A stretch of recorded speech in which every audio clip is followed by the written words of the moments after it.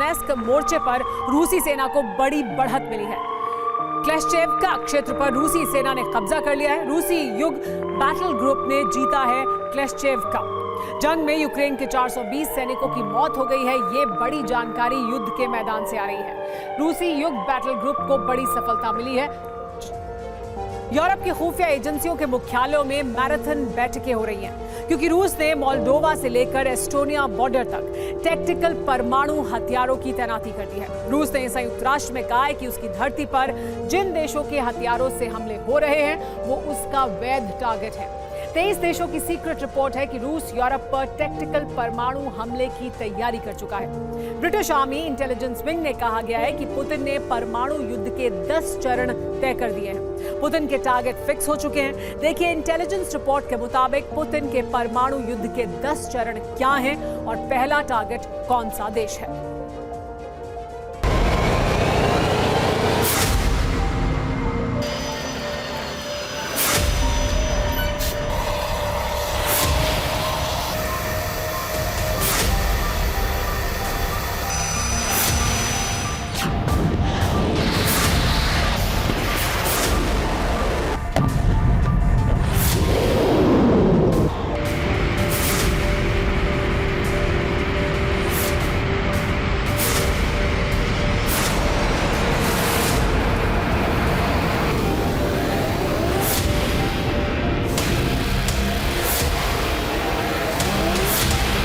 Europe में परमाणु युद्ध का अलार्म बज चुका है।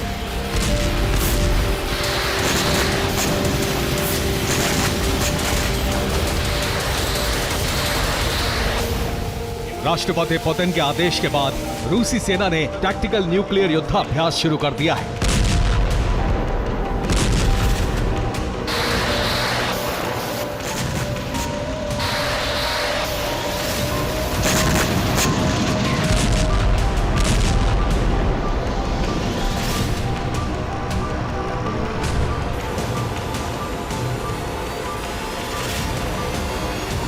रूसी सेना ने शॉर्ट रेंज स्कंदर बैलिस्टिक मिसाइलों से कम शक्ति वाले परमाणु हथियारों की तैनाती और उनसे सटीक निशाना लगाने का अभ्यास शुरू कर दिया है।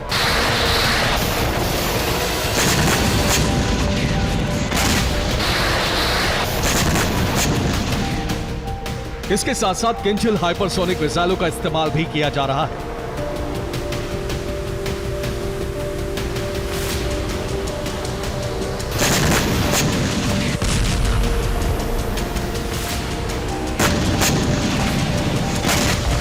यह युद्धाभ्यास यूक्रेन बॉर्डर के करीब किया जा रहा है।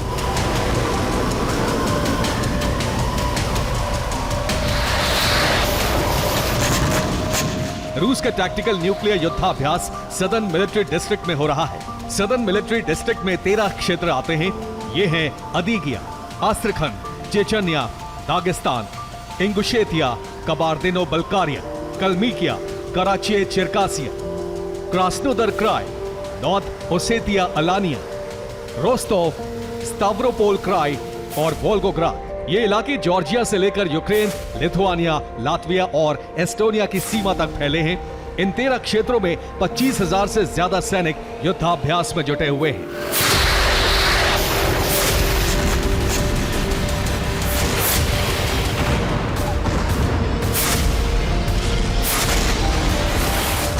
युद्धाभ्यास से संकेत साफ है कि रूस ने एक साथ कई नेटो देशों पर हमले की तैयारी कर ली है।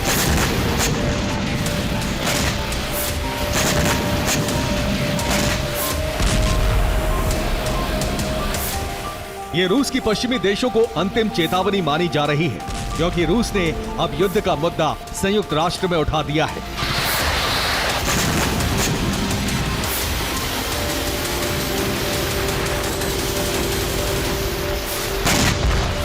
संयुक्त राष्ट्र में रूस के दूत वैसिली नेबेंसिया ने कहा है कि यूक्रेन रूसी धरती पर हमले करने के लिए सभी नेटो देशों के हथियारों का इस्तेमाल कर चुका है। अब नेटो देश रूस के वैध टारगेट हैं।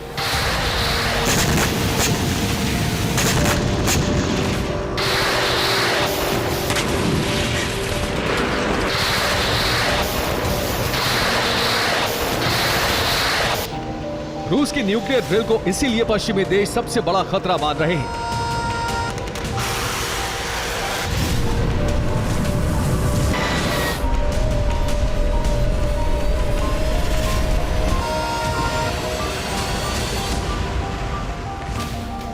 अंतर्राष्ट्रीय परमाणु ऊर्जा एजेंसी ने 23 देशों की संयुक्त रिपोर्ट जारी की है। इस रिपोर्ट में कहा गया है कि परमाणु हथियारों का अंत नहीं हुआ तो धरती का अंत करीब है।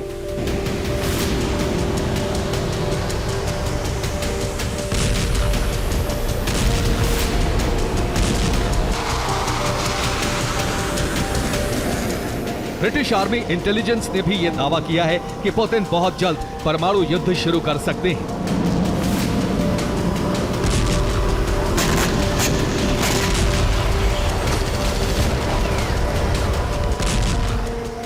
ब्रिटिश आर्मी के जनरल सर रिचर्ड शेरिफ और जनरल रिचर्ड बैरन्स की रिपोर्ट है कि गर्मियों में रूसी सेना यूक्रेन में बहुत अंदर तक कब्जा करेगी। ये यूरोप पर युद्ध थोपने की ओर पुतिन का पहला कदम होगा। रिपोर्ट में रूस के परमाणु युद्ध के 10 चरणों का विश्लेषण किया गया है।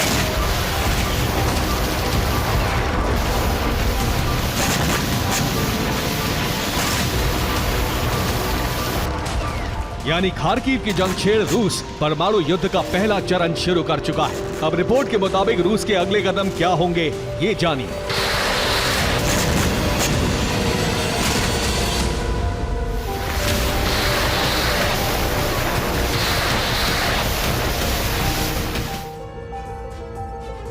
ब्रिटिश आर्मी इंटेलिजेंस की रिपोर्ट में कहा गया है कि रूस पहले चरण में 2 महीने के अंदर पूरे डोनबास क्षेत्र पर अपना कब्जा जमा लेगा। इसके बाद रूस अपनी सेना को पुनर्गठित करके वेस्ट यूक्रेन पर हमला करेगा, यानी लवीव, खेमेलिनित्स्की जैसे पोलैंड सीमा से सटे इलाकों में ग्राउंड ऑपरेशन शुरू होगा। इसके बाद मोल्दोवा और जॉर्जिया में हिंसक प्रदर्शन भड़काने के बाद इन पर सीधा कब्जा किया जाएगा। चौथे चरण में बाल्टिक देशों यानी एस्टोनिया, लातविया, लिथुआनिया पर साइबर और टेरर अटैक होंगे। 5वें चरण में बाल्टिक सागर में रूस और नेटो के बीच जंग शुरू हो जाएगी। छठे चरण में लिथुआनिया में रूसी सेना घुसकर ग्राउंड ऑपरेशन शुरू कर देगी। 7वें चरण में यह अंदेशा जताया गया है कि न्यूक्लियर हमले से बचने के लिए यूक्रेन के कई पड़ोसी देश रूस के साथ सुलह की कोशिशें करेंगे। 8वें चरण में यूक्रेन अपने देश को नो फ्लाई जोन घोषित करने के प्रयास करेगा ताकि कीव तक पहुंचने वाले किसी भी एयरक्राफ्ट पर अटैक किया जा सके। कीव विनाश और पोलैंड बॉर्डर तक सेना पहुंचने के बाद 9वें चरण में फ्रांस अपनी सेना युद्ध में उतार देगा। ब्रिटिश रिपोर्ट के मुताबिक फ्रांस की सेना उतरने के बाद 10वें चरण में रूस टैक्टिकल न्यूक्लियर हथियार लॉन्च कर देगा।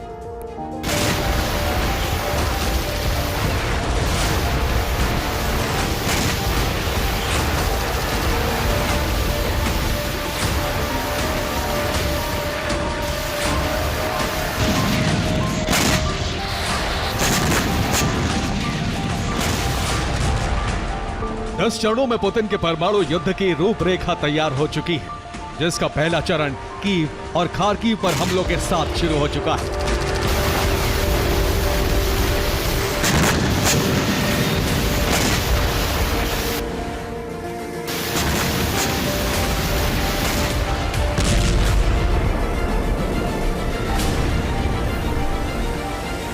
पेंटागन भी यह मान चुका है कि खार्किव का क्षेत्र यूक्रेन के हाथ से निकल चुका है और रूसी एडवांस को यहां रोकना यूक्रेनी सेना के बस की बात नहीं है।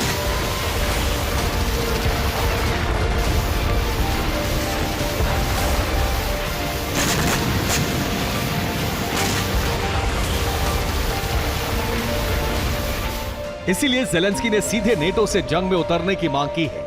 जेलेंस्की ने कहा है कि नेटो देशों को यूक्रेन पर दागी गई रूस की मिसाइलें इंटरसेप्ट करनी चाहिए, ठीक वैसे ही जैसे इजराइल को बचाने के लिए किया गया। लेकिन रूस के डर से नेटो देश यूक्रेन की मदद नहीं कर रहे।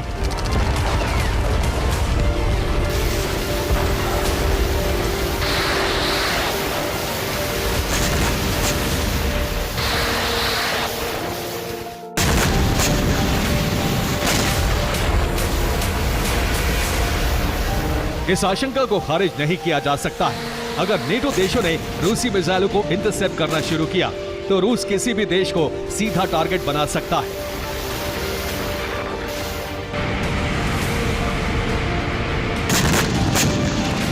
अमेरिका और ब्रिटेन के सैन्य अधिकारियों ने अपनी सरकारों को सीमित स्तर तक मदद करने की सलाह दी है।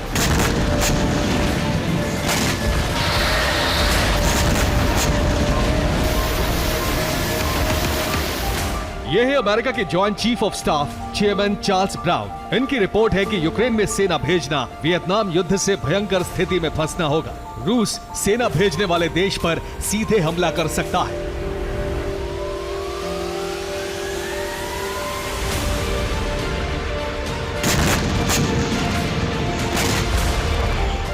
ब्रिटिश सेना के पूर्व कमांडर ने भी चेतावनी दी है कि यूक्रेन युद्ध में हद से ज्यादा दखल लंदन विनाश का कारण बन सकता है।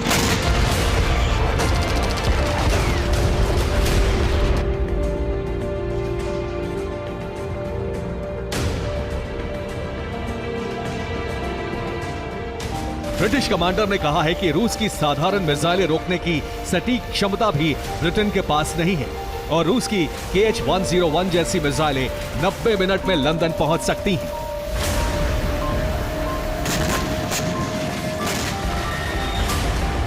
नेटो देश अब पुतिन को अपने लिए सबसे बड़ा खतरा मान रहे हैं और पुतिन ने एटमी युद्ध की तैयारी करके विश्व विजय के परमाणु अभियान के संकेत दे दिए हैं। Bureau report, TV9 Bharatvarsh.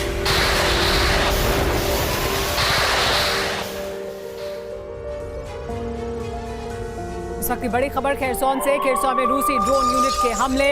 Dnipro नदी के तट पर यूक्रेन पोस्ट तबाह हो गया है। रूसी टैंक ब्रिगेड ने भी की गोलाबारी।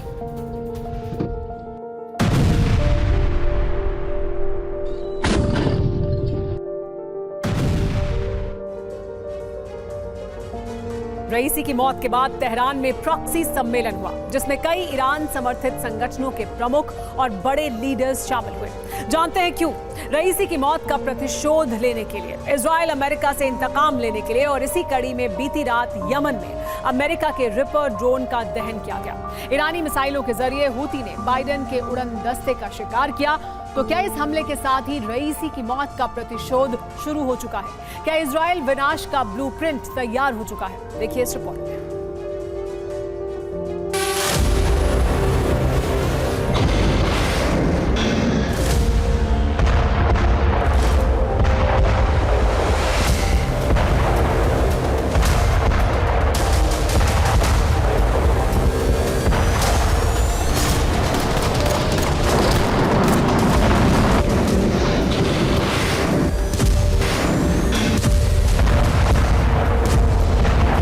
रईसी हेलीकॉप्टर क्रैश कांड के प्रतिशोध का आगाज हो चुका है। रईसी की मौत के करीब 50 घंटे बाद इंतकाम का बारूदी ट्रेलर सामने आ चुका है।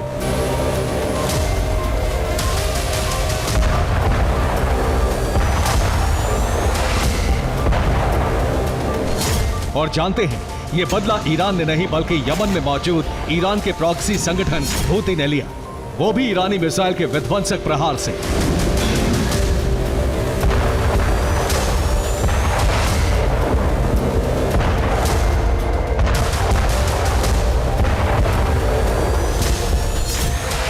जिसने बगदाद में ईरान के टॉप कमांडर कासिम सुलेमानी को मारा।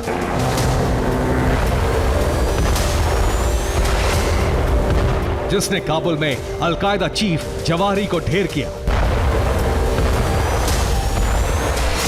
अमेरिकी वायुसेना के उसी आसमानी शिकारी को हूती ने आसमान में ही नेस्तनाबूद कर दिया।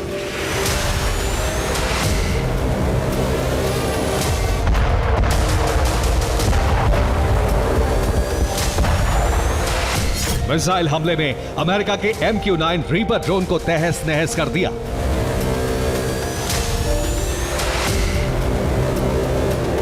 अमेरिकी MQ-9 रीपर ड्रोन के दहन की तस्वीरें खुद हूती लड़ाकों ने जारी की। अब सवाल यह है कि हूती ने रीपर ड्रोन का शिकार कब, कहां और कैसे किया।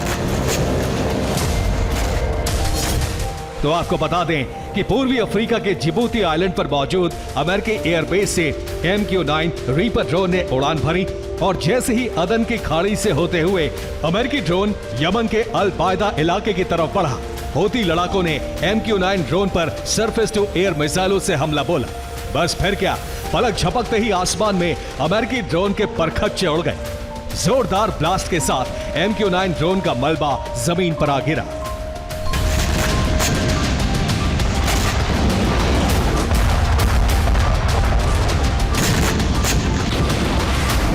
हूती के इस प्रहार से पेंटागन सहम गया। वॉशिंगटन तक में खलबली मच गई, क्योंकि ये कोई पहला मौका नहीं है जब हूती ने अमेरिकी रीपर ड्रोन को मार गिराया हो।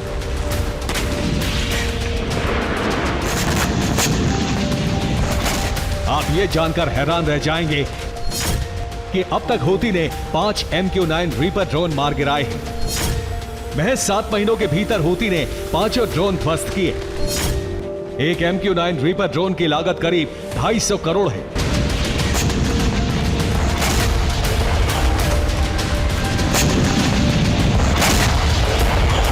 यानी 7 अक्टूबर यानी गाजा जंग के आगाज से अब तक अमेरिका को 1250 करोड़ का नुकसान तो सिर्फ MQ-9 रीपर ड्रोन के तबाह होने से हुआ है। वहीं दूसरी तरफ लाल सागर में हूती ने कई अमेरिकी कार्गो शिप को भी निशाना बनाया है।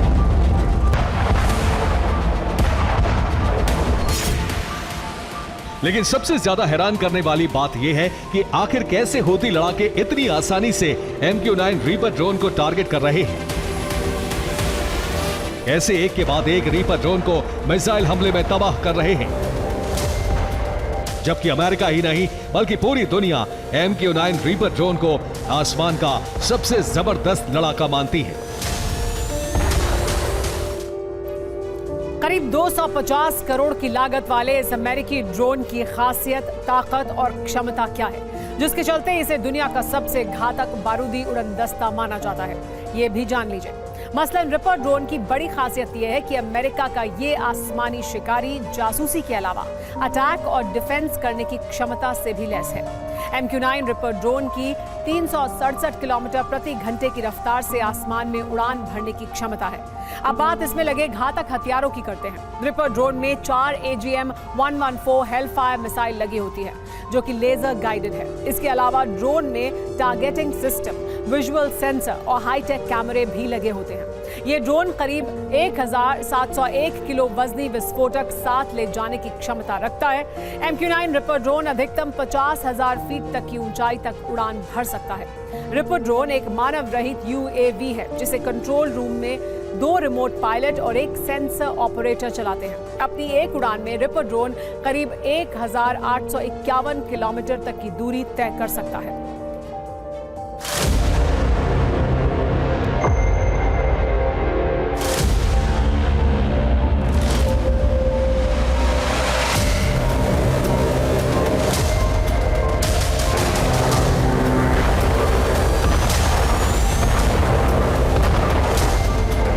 साल 2007 से अमेरिकी वायुसेना MQ-9 रीपर ड्रोन का इस्तेमाल कर रही है।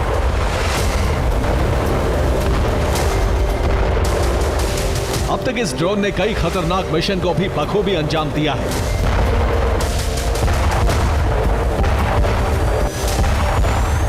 मगर हूती लड़ाकों और उनकी मिसाइलों के आगे ये अमेरिकी ड्रोन फिसड्डी साबित होता दिखाई दे रहा है।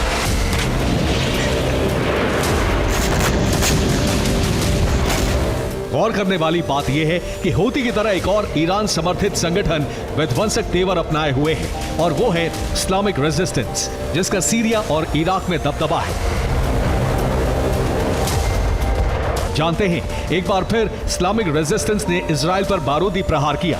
इजराइल के इलाद शहर पर इस्लामिक रेजिस्टेंस ने ताबड़तोड़ ड्रोन स्ट्राइक की। रईसी की मौत के बाद ईरानी प्रॉक्सी का बेलगाम होना तय माना जा रहा है।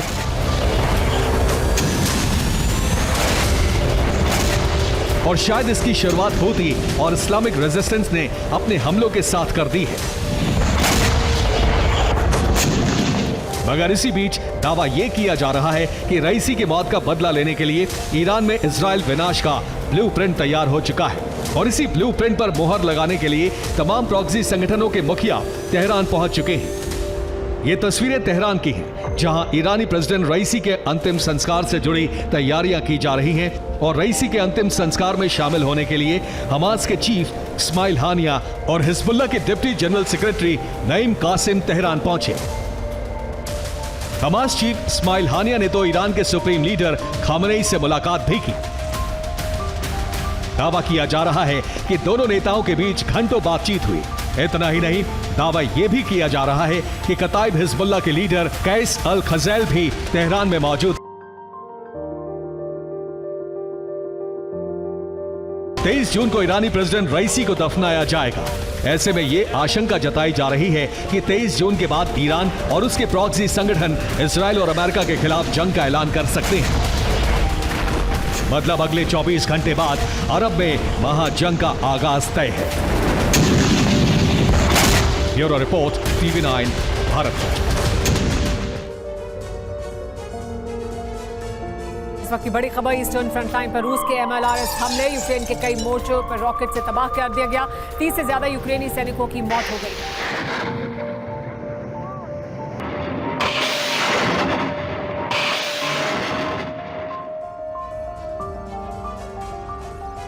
रईसी की मौत के बाद अरब में परमाणु विस्फोट का खतरा मंडरा रहा है, लेकिन रूस यूक्रेन युद्ध में यूक्रेन सरेंडर के करीब पहुंच गया है। रूस का क्रीमिया प्रतिशोध शुरू हो गया है। रूसी सेना ने 24 घंटे में यूक्रेन पर जिस तरह से बारूदी बारिश की है, उससे खार्किव से लेकर कीव तक त्राहिमाम मच गया है। रूस ने यूक्रेन के 10 राज्यों के 95 शहरों में जबरदस्त हमला किया है।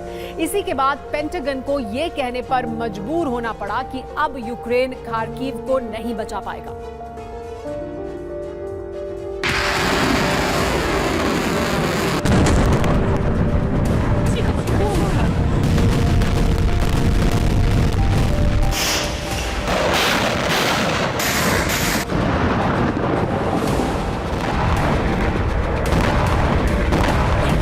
ये रूसी फौज का वो जलजला है जिससे यूक्रेन दहल रहा है।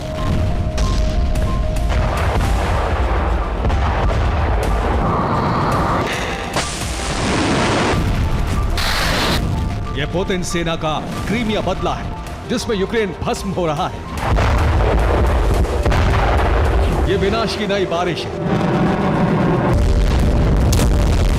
जिससे यूक्रेनी धरती जल रही है।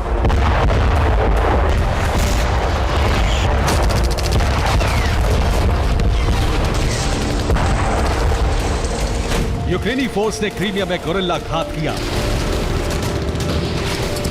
रूस के फाइटर जेट, युद्धपोत और ऑयल टैंक को जलाकर भस्म किया।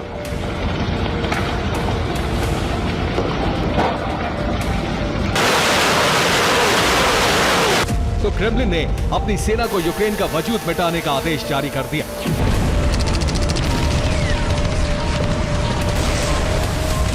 उसके बाद रूसी सेना जल, थल और नभ से यूक्रेन पर किस तरह से बारूदी धावा बोल रही है, उसकी गवाही ये तस्वीरें दे रही हैं।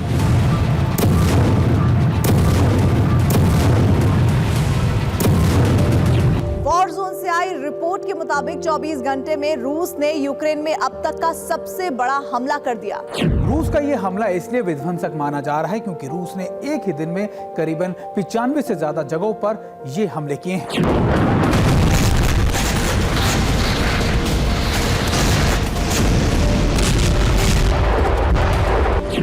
चेर्निही, मिकोलेव, लुहांस्क, किरोवोराद, ज़ेपोरिजिया, डिप्रोपेट्रोवस्क, डोनेस्क, सूमी, खार्किव और खेरसोन। यूक्रेन के इन 10 राज्यों में रूस ने 95 जगहों पर ताबड़तोड़ हमले किए और इसी के साथ यूक्रेन में चप्पे चप्पे से विनाश की भयावह तस्वीरें आने लगी। रूसी सेना ने मिसाइल, ड्रोन, आर्टिलरी, टैंक और ग्रैड रॉकेट लॉन्चर से जबरदस्त धावा बोला।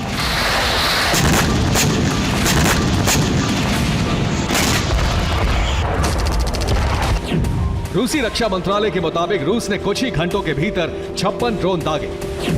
यूक्रेनी डिफेंस का दावा है कि उसने रूस के 24 ड्रोन को इंटरसेप्ट कर लिया, लेकिन बाकी ड्रोन यूक्रेन में अपने टारगेट को हिट करने में पूरी तरह सफल रहे। रूसी हमले के बाद यूक्रेन के 1 दर्जन शहर पूरी तरह से धधक रहे हैं।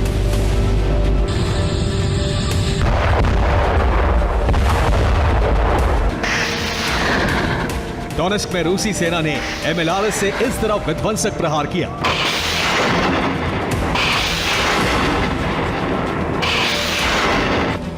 हमले में यूक्रेन का काउंटर अटैक नाकाम हो गया। डोनेस्क में ही रूसी आर्टिलरी ने यूक्रेन की मोर्टार यूनिट और 3 सैन्य वाहनों को तबाह कर दिया। खेरसोन में रूसी आर्टिलरी ने यूक्रेन के फील्ड कमांड सेंटर को ध्वस्त कर दिया। अवदीवका के पास रूसी आर्टिलरी ने यूक्रेनी सेना की टुकड़ी पर हमला किया।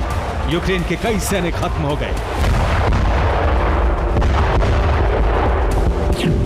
खार्किव में रूसी फौज ने भीषण हमला कर यूक्रेन की टैंक ब्रिगेड की कब्र खोद दी। सूमी फ्रंट पर भी यूक्रेन को बड़ा नुकसान पहुंचा है। रूस ने यहां यूक्रेनी फोर्स की 2 टुकड़ियों को खत्म कर दिया।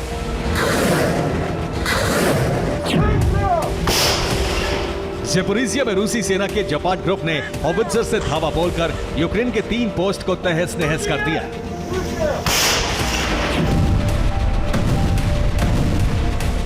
रूसी सेना ने 24 घंटे में जिस तरह से ऑलराउंड अटैक किया, उससे यूक्रेनी सेना का बहुत बड़ा संहार हो गया। एक दिन के अंदर यूक्रेन के करीब 1700 सैनिक मारे गए।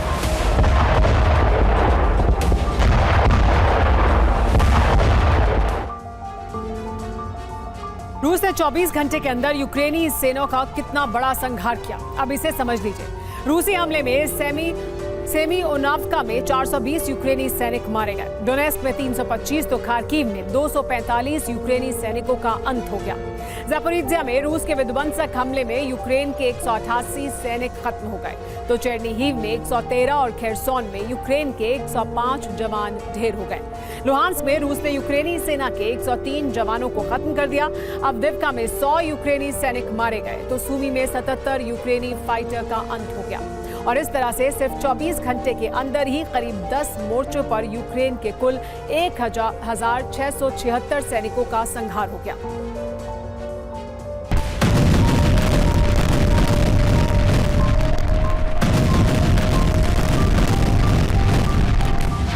लुहांस्क में रूसी सेना ने यूक्रेन से विध्वंसक बदला लिया।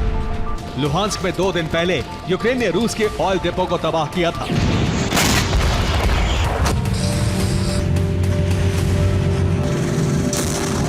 अब रूस ने यहां grand multiple rocket launcher system से यूक्रेनी सेना पर बड़ा वज्रपात किया।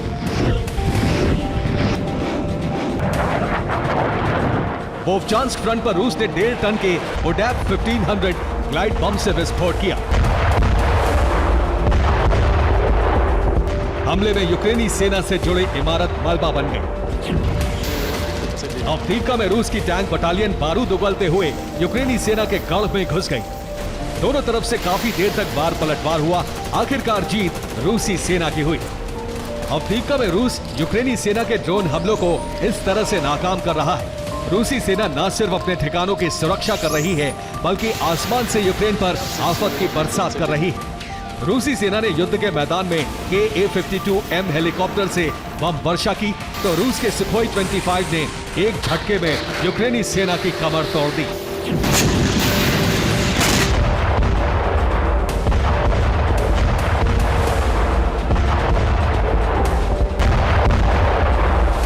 खार्किव में यूक्रेनी सेना सरेंडर के करीब पहुंच चुकी है। पेंटागन के प्रवक्ता पैट्रिक राइडर ने कहा है कि रूसी सेना खार्किव में बहुत मजबूत होती जा रही है। अगले कुछ ही दिनों में खार्किव पर रूस का कब्जा हो सकता है। रूसी प्रतिशोध की आग में यूक्रेन पूरब से पश्चिम और उत्तर से दक्षिण पूरी तरह जल रहा है। हार से बचने के लिए यूक्रेन अब खूंखार कैदियों को जंग के मैदान में उतारने जा रहा है। ज़ेलेंस्की ने 3000 कैदियों को युद्ध के मैदान में भेजने के आदेश जारी कर दिए हैं। इन खतरनाक अपराधियों से बेलगरोद में हमले कराने की योजना है। ज़ेलेंस्की के कैदी प्लान का खुलासा यूक्रेन के उप न्याय मंत्री ओलेना विसोत्स्का के बयान से हुआ है। ओलेना ने कहा है कि यूक्रेन की जेलों में बंद 3000 से ज्यादा कैदियों को सेना में भर्ती किया जा रहा है। जाहिर है ज़ेलेंस्की और साइरस्की इन खूंखार अपराधियों को फ्रंट लाइन पर भेजने वाले हैं। लेकिन ये कैदी युद्ध के मैदान में हार की कगार पर खड़े यूक्रेन को रेस्क्यू कर पाएंगे, इसकी संभावना बहुत कम है। Bureau report, TV9 Bharat.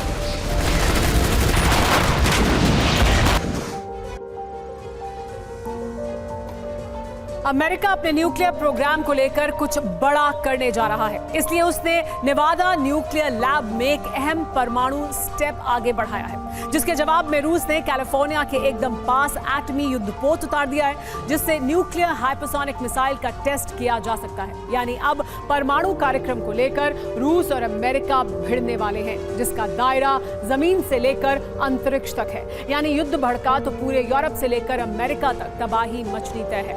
तो कभी भी परमाणु युद्ध में बदल सकते हैं हालात।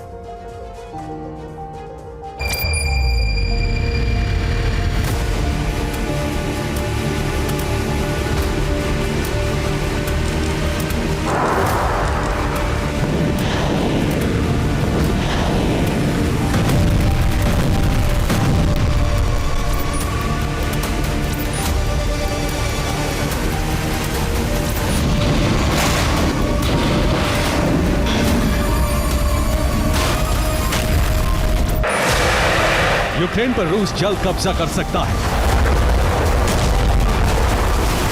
जबकि अमेरिका का ईरान से भयंकर युद्ध हो सकता है।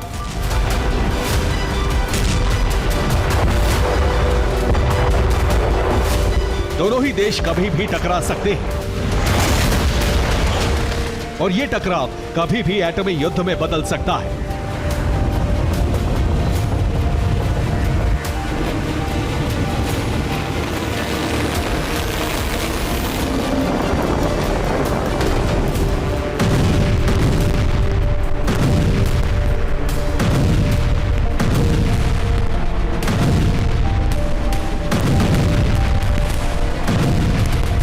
क्योंकि रूस जो करने जा रहा है उससे पेंटागन में खलबली मची हुई है। वैसे भी रूस एटमी युद्ध की धमकी देता रहा है।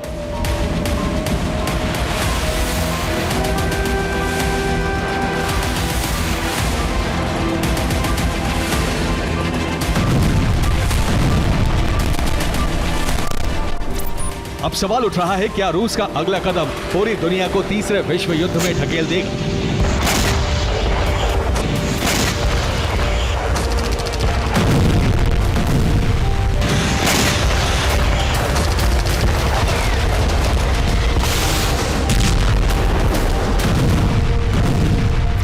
अमेरिकी बॉर्डर से ठीक 60 किलोमीटर दूर एक टेस्ट करने वाला है, जिससे अमेरिका का बौखलाना तय माना जा रहा है। इस बीच रूस ने अमेरिका को धमकी दी है कि अगर उसने चोरी छिपे कोई भी परमाणु परीक्षण किया तो फिर अमेरिका को गंभीर परिणाम भुगतने होंगे। पहले वो जगह देख लीजिए जहां रूस कयामत लाने वाला टेस्ट कर सकता है। प्रशांत महासागर में कैलिफोर्निया से 60 किलोमीटर दूर रूस ज़लज़ला लाने वाला है। यानी अमेरिका के बेहद नजदीक रूस एक टेस्ट कर सकता है।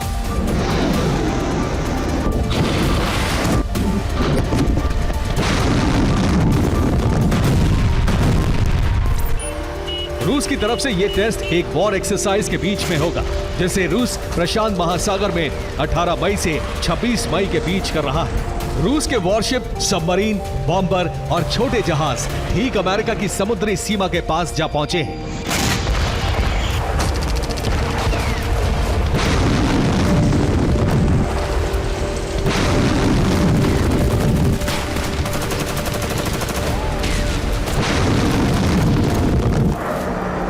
इसी बीच रूस अमेरिकी तट के पास न्यूक्लियर हाइपरसोनिक मिसाइल टेस्ट करेगा, जो सीधे तौर पर अमेरिका के लिए चैलेंज होगा कि रूस ने इतने पास एटमी वॉर एक्सरसाइज करके अपनी ताकत की नुमाइश कर दी है।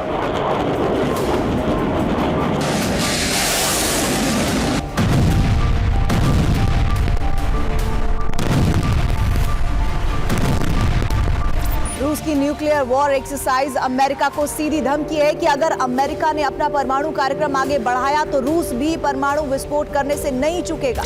अगर रूस ने न्यूक्लियर एक्सरसाइज की तो फिर अमेरिका भी नहीं मानने वाला। वैसे भी अमेरिका नेवादा के अंदर एक बड़ा न्यूक्लियर प्रयोग करने के बाद न्यूक्लियर संधि पहले ही तोड़ चुका है। ये नेवादा है, जहां अमेरिका का सीक्रेट परमाणु लैब है और नेवादा से कैलिफोर्निया की दूरी करीब 400 किलोमीटर है, जबकि रूस कैलिफोर्निया से 60 किलोमीटर दूर अपने युद्धपोत उतारकर हाइपरसोनिक न्यूक्लियर एक्सरसाइज करने वाला है। यानी बाइडेन की परमाणु शक्ति पुतिन की हाइपरसोनिक से कभी भी टकरा सकती है, जिससे पैसिफिक से लेकर आर्कटिक तक जलजला आना तय है। वैसे भी रूस की तरफ से कहा जा रहा है कि अमेरिका ने पश्चिमी देशों को युद्ध में झोंक दिया है। और अब ये टकराव एटमी युद्ध में बदल सकता है।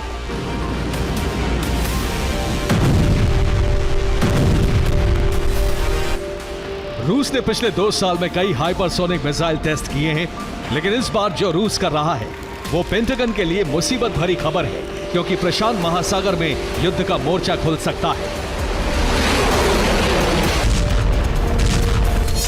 रूस का ये टेस्ट एक नई हाइपरसोनिक मिसाइल के लिए है जो एटमी हथियार ले जाने में सक्षम है। हाइपरसोनिक मिसाइल का नाम जिरकोनियम है, जिसमें स्क्रैम जेट इंजन लगा है। 10 दिन की एक्सरसाइज में रूस इसकी रेंज और मारक क्षमता का टेस्ट कर सकता है।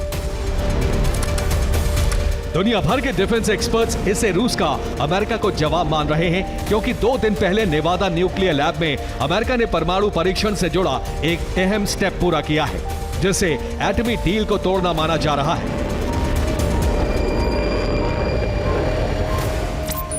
इस पर अमेरिका की तरफ से कहा गया है कि नेवादा की अंडरग्राउंड लेबोरेटरी में एक सब क्रिटिकल प्रयोग किया गया, जिसमें न्यूक्लियर वॉरहेड की सक्रियता जांची गई, जबकि रूस इसे न्यूक्लियर टेस्ट बता रहा है। रूस की तरफ से बयान जारी हुआ है कि हम स्थिति पर नजर बनाए हुए हैं। अंडरग्राउंड लैब में किसी भी तरह का प्रयोग एटमी डील के खिलाफ माना जाएगा।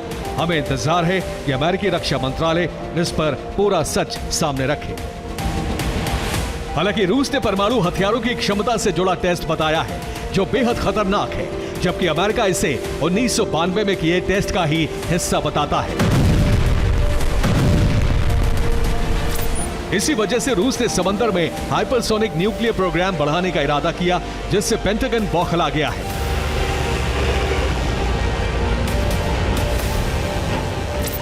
दोनों देशों के बीच हथियारों की होड़ अब समंदर के अलावा स्पेस तक भी जा पहुंची है। अमेरिका स्पेस में लॉन्ग रेंज हथियार तैनात करने की प्लानिंग में है, जबकि रूस इसका विरोध कर रहा है। यानी दोनों देशों के बीच तनातनी जमीन, समंदर और अंतरिक्ष में भी जा पहुंची है, जो एक भीषण युद्ध का अलार्म है। Bureau report, TV9 Bharatvarsh.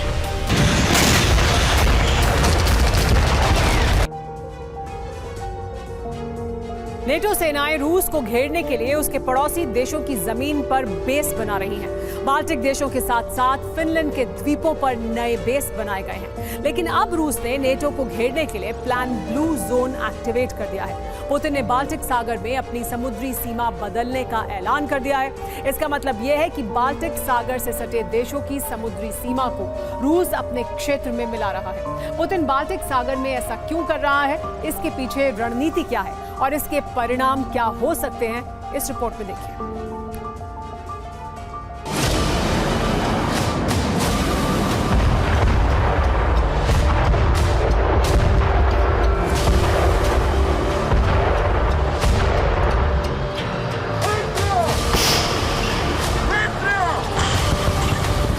रूस ने यूक्रेन पर हमला अपना साम्राज्य बढ़ाने के इरादे से किया, लेकिन अमेरिका को इस युद्ध के बहाने यूरोप में नेटो को मजबूत करने का आधार मिल गया।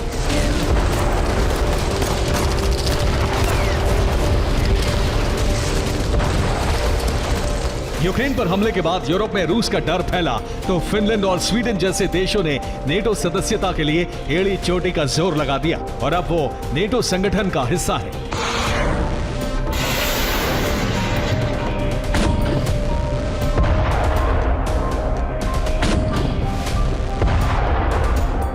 इसका सीधा मतलब है कि अमेरिका रूस को पूरी तरह घेर चुका है और उसके पड़ोसी देशों में अपने बेस तेजी से बना रहा है।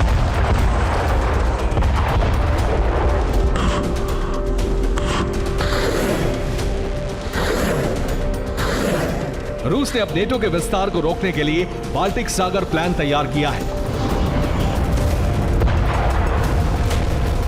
रूस सरकार ने एक राज्यादेश जारी करके कहा है कि रूस बाल्टिक सागर में अपनी समुद्री सीमा में संशोधन कर रहा है। 1985 में नॉटिकल चार्ट से बनाई सीमा अब तर्कसंगत नहीं है। कोई तीसरा देश रूस की आंतरिक समुद्री सीमा तय नहीं कर सकता।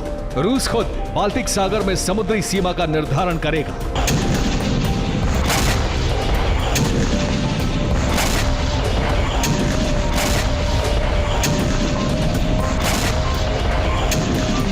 रूस के इस राज्यादेश के बाद एस्टोनिया, लातविया, लिथुआनिया और फिनलैंड जैसे देशों की चिंता बढ़ गई है।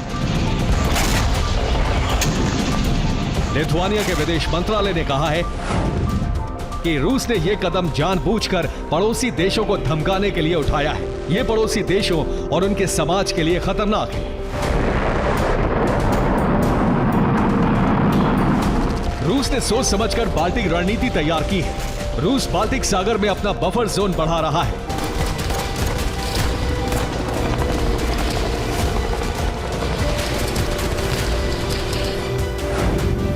रूस बाल्टिक में अपना आंतरिक जल क्षेत्र बढ़ा चुका है। इससे बाल्टिक सागर में रूस का बफर जोन बढ़ गया है। पड़ोसी देशों के युद्धपोत अब रूस के ज्यादा करीब नहीं आ सकेंगे। इसके साथ ही पड़ोसी देशों का समुद्री व्यापार भी प्रभावित होगा।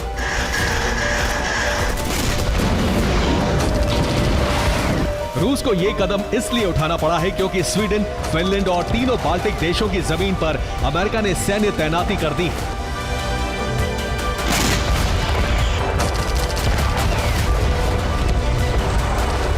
लातविया, लिथुआनिया, एस्टोनिया और फिनलैंड में नेटो के 90,000 से ज्यादा सैनिक स्टेडफास्ट डिफेंडर युद्धाभ्यास के नाम पर तैनात हो चुके हैं।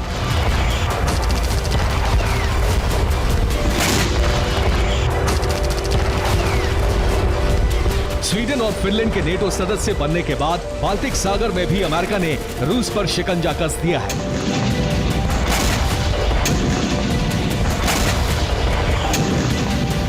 दरअसल नेटो का प्लान बाल्टिक सागर से रूस को बाहर करने का है। स्वीडन और फिनलैंड के नेटो में शामिल होने के बाद बाल्टिक सागर को नेटो लेक कहा जाने लगा है और अब स्वीडन के गॉटलैंड आइलैंड पर भी एक नेटो बेस बनाया जा रहा है।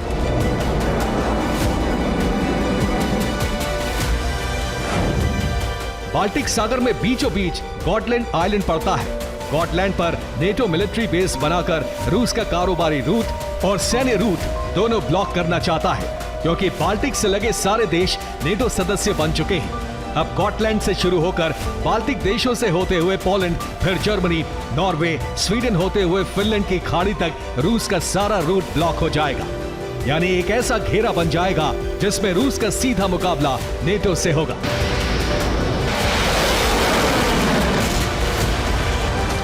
बाल्टिक में अपना वर्चस्व बचाने के लिए रूस ने समुद्री सीमाएं बदली हैं, ताकि भविष्य में नेटो से मुकाबले के लिए उसके पास एक बफर जोन हो। लेकिन रूस का ये बफर जोन एक नया वॉर फ्रंट खोल सकता है, क्योंकि रूस ने समुद्री सीमाओं में बदलाव करके फिनलैंड और एस्टोनिया के जल क्षेत्र को अपने क्षेत्र में मिलाने का मिशन छेड़ दिया है।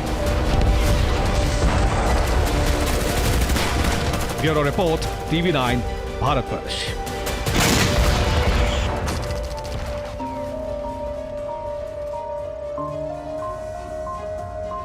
गाजा में विध्वंसक दौर जारी है। इस बीच कुछ यूरोपीय देश फिलिस्तीन पुनर्गठन के पक्ष में आ गए हैं। इसीलिए बेंजामिन ने अमेरिका को इसके लिए जिम्मेदार मानते हुए उसके खिलाफ मोर्चा खोल दिया है। हालात ऐसे हैं कि बेंजामिन अकेले पड़ते जा रहे हैं, जबकि अभी भी वो गाजा के सर्वनाश पर तुले हुए हैं।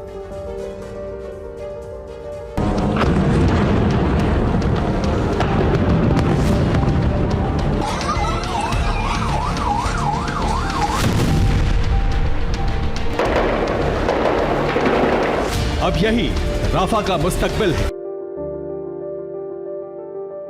राफा की ये चीखें, ये दर्द तबाह होते गाजा की कहानी बता रहा है। यहां कोई महफूज नहीं। रिहायशी इलाकों पर बम गिर रहे हैं। इलाज के लिए लोग अस्पताल भाग रहे हैं, तो वहां मोर्टार कहर बरपा रहे हैं। इस अस्पताल के इमरजेंसी बिल्डिंग पर कुछ मिनट पहले ही मोर्टार गिरा, फिर भगदड़ मच गई। जख्मों का इलाज कराने आए भागने लगे, जान बचाने लगे। लेकिन किसी को कुछ नहीं पता कि अगले पल बम इन पर आ गिरे। इतनी तबाही और बर्बादी को देखते हुए यूरोप के कई देश सामने आए हैं जो फिलिस्तीन को मान्यता देने के पक्ष में हैं, जिससे तबाही का यह दुर्दांत अध्याय रोका जा सके। वो देश हैं आयरलैंड, स्पेन, नॉर्वे, स्लोवेनिया और माल्टा। हालांकि इसके लिए पहल आयरलैंड की संसद ने की। आयरलैंड का कहना है अगर मान्यता नहीं दी गई तो आतंकवाद बढ़ेगा, हमास को तबाही का मौका मिल जाएगा।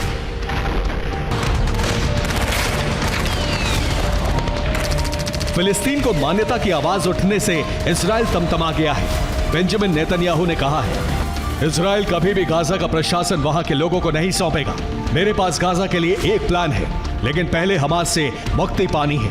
ऐसा सुनकर मेरे कुछ साथी खुश नहीं होने वाले, लेकिन ये सच है, फिलिस्तीन का पुनर्गठन कभी नहीं होने वाला। एक तरफ यूएन में फिलिस्तीन को पूर्ण देश का दर्जा देने का मुद्दा जोर पकड़ने लगा है। कई देश फिलिस्तीन के पक्ष में हैं, जिसमें यूरोप के भी कई देश हैं। अमेरिका भी युद्ध विराम चाहता है, जिससे गाजा में बेकसूर न मारे जाएं। ऐसे में इजराइल के निशाने पर अमेरिका आ गया है। इजराइल की तरफ से कहा गया है, वो 23 बता रहे हैं, मैं गाजा की कुल आबादी में 30 मौत कुपोषण की वजह से बता रहा हूं, जबकि 2022 में 20,000 लोग अमेरिका में कुपोषण से मारे गए थे, जो गाजा की मौत से कहीं ज्यादा है। यानी अमेरिका को नसीहत दे रहा है कि गाजा में दखलंदाजी बर्दाश्त नहीं है। लेकिन सवाल उठ रहा है, जब इजराइल गाजा पर अमेरिका को ही नाराज कर देगा, तो फिर नेतन्याहू का साथ कौन देगा? क्योंकि उनकी नीति के खिलाफ कई नेटो देश हो गए हैं और वो घर पर भी घिरते जा रहे हैं। Bureau report, TV9 Bharatvarsh.